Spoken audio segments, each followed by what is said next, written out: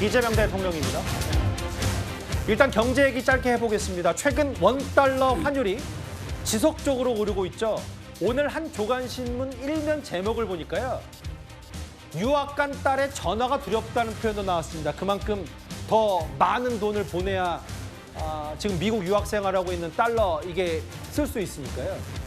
최근 이재명 대통령이 생중계 업무 보고를 진행하면서 핀셋 이 지적과 업무 지시를 많이 했었습니다. 대신 왜 환율 문제는 꺼내지 않냐 이런 야당의 비판도 오늘 동시에 나왔습니다. 탈모도 병의 일부 아니냐. 그래서 젊은이들이 많이 쓴다고 하더라고요. 옛날에는 이걸 미용이라고 봤는데 요새는 생존의 문제로 받아들이는 것 같은데요. 무한대로 해주는 게 만약에 재정적으로 너무 부담이 된다면 횟수 제한을 하든지 총액 제한을 하든지 검토는 한번 해보시면 좋겠어요. 우리나라 생리대가 그렇게 비싸다면서요? 평균적으로 그렇게 비싸답니다. 그거 조사 한번 해봐 주시면 좋겠어요. 독과점이라서 그런지 다른 나라보다 약 39%가 비싸다고요? 그것도 뭐 이유가 있을 것 같아요.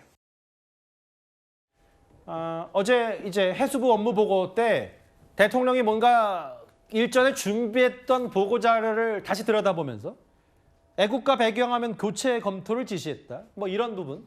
대통령이 업무 보고 지시, 과거 성남시장이나 경기도지사 때처럼 아주 구체적으로 해당 주무부처 뭐 그 사람이 5급 공무원이든 뭐 어떤 공무원이든 간에 핀셋으로 지시하는 걸로 꽤 많이 회자가 됐는데 이제 문제는 환율과 관련해서요.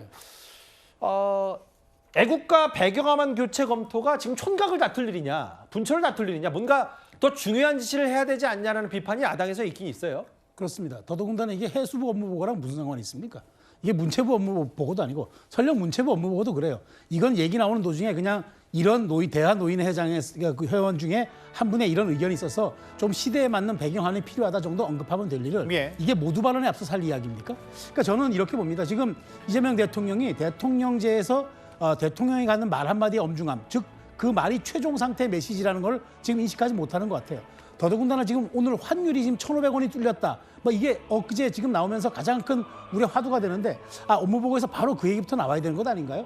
환율 방어 어떻게 할 것이냐. 물론 해수부가 아니더라도 대통령은 우리 지금 사실 수출이 다 이게 그러니까 기업들 수출로 먹고 사는 거고 그다음에 환율은 그 나라 경제의 펀더멘털 즉 기초 체력을 확인하는 가장 기본적 지표인데 이게 흔들리고 있는데 대통령이 다른 얘기를 한다?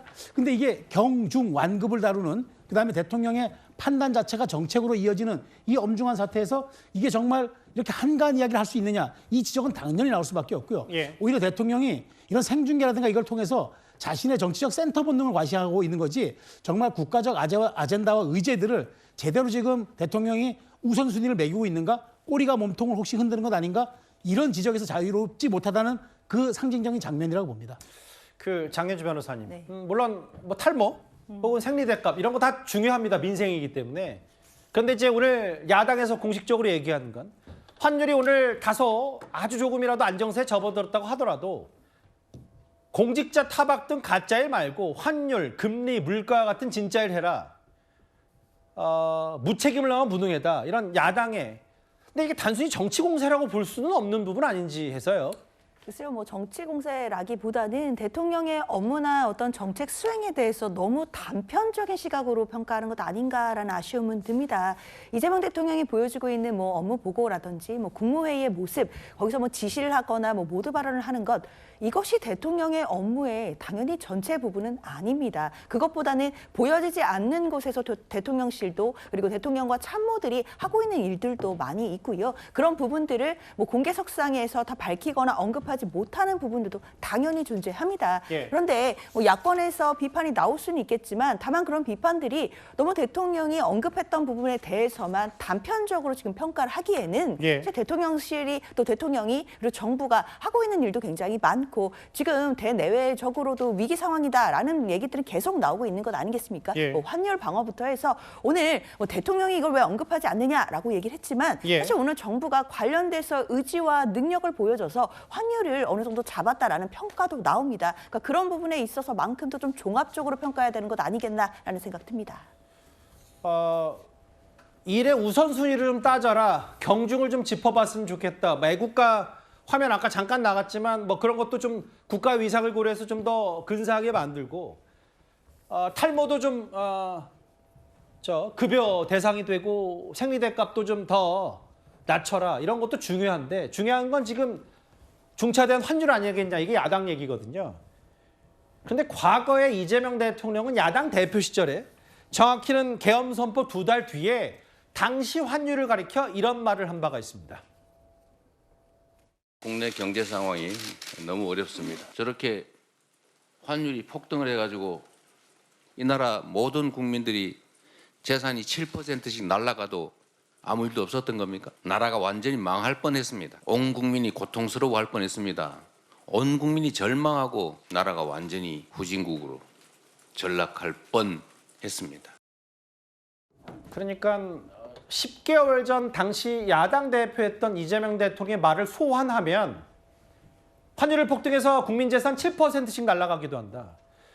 근데 지금 수치로만 보면 당시 야당 대표 이재명 대통령이 언급했던 그 수치와 지금이 비슷해서 최근에 나왔던 제목이 다시 환율이 계엄대로 돌아갔다 뭐 이런 얘기들이 많이 나왔어요. 그렇습니다. 그래서 이재명 대통령이 언급하고 있는 것 그리고 언급하고 있지 않는 것들을 보면 그때는 틀리고 지금은 맞나 또는 그때는 맞고 지금은 틀린가 이런 의문을 갖지 않을 수가 없는 것이죠. 예. 그리고 이 대통령은 그 업무 보고라든가 기자회견에서 주가 이야기는 굉장히 많이 합니다. 그러면서 하고 싶은 이야기 위주로 하고 해야 하는 이야기는 잘 하지 않습니다. 사실 환율은 우리 국민 전체의 삶에 영향을 미치는 것 아니겠습니까? 비단 수출기업 또는 수입 원자재가 많이 있는 기업들만의 문제는 아닙니다. 환율이 높으면 수입 농산물 가격도 올라가고 대표적으로 유가가 오르죠.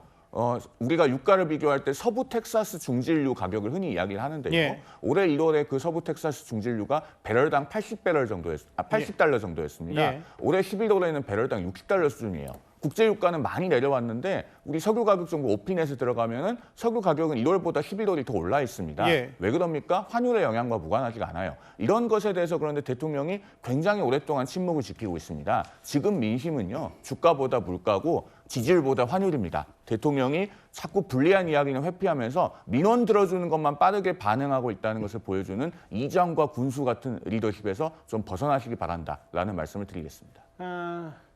고환율, 뭐 당면한 아까 최세영 평론가도 잠깐 언급했지만 경제의 기초 체력을 좌우하는 환율, 특히 지금 우리에게는 큰 위기일 수 있어요.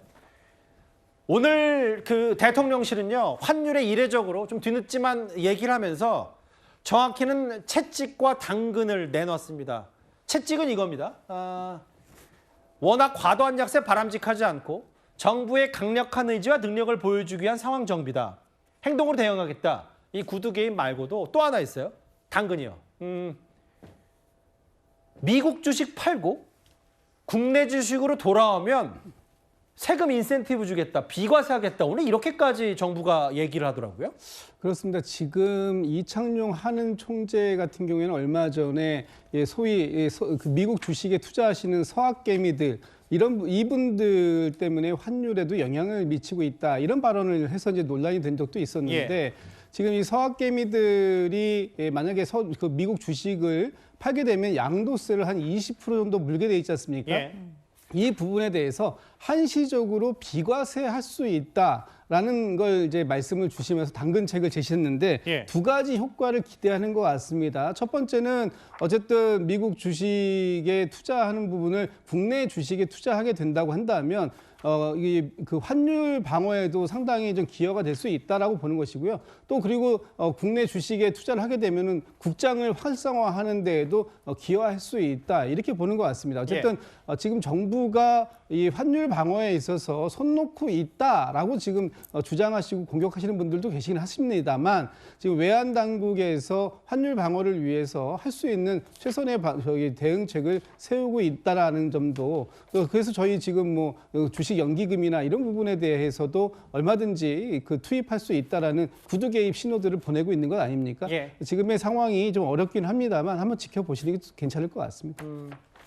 근데 이제 김진우 대변인 말처럼 대통령실과 정부가 대비가 잘 돼 있고 뭐 명시적으로 얘기하지 않았지만 환율 이제 잡는 거에 매진하고 있다라는 건 뭐 저도 당연히 정부가 손 놓고 있지는 않을 테니까 동의를 하는데 다시 그러면 대통령이 이때 문제의식 환율이 폭등해서 지금 국민 재산이 날아간다.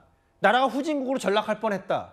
이 계엄 이후에 이 당시 문제의식, 환율에 대한 문제의식을 지금도 가져야 된다. 뭐 이런 취지는 다들 뭐 공감을 하실 거예요. 알겠습니다.